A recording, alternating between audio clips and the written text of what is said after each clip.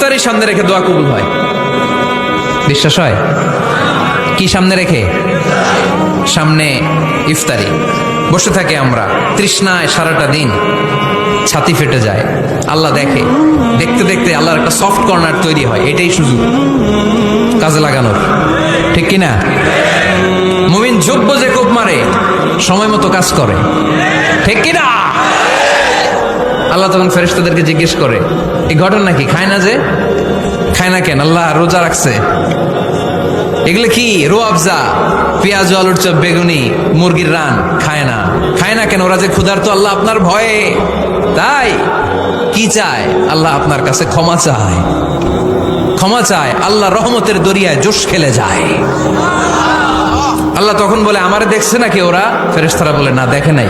আমার জান্নাত জাহান্নাম দেখেছে? না দেখে নাই। আমারে না দেখে, জান্নাত জাহান্নাম না দেখে আমার এত ভয় করে? যাও, আজকের এই রোজার বিনিময়ে এখন বান্দা যা চাইবে সব কবুল করে নেব।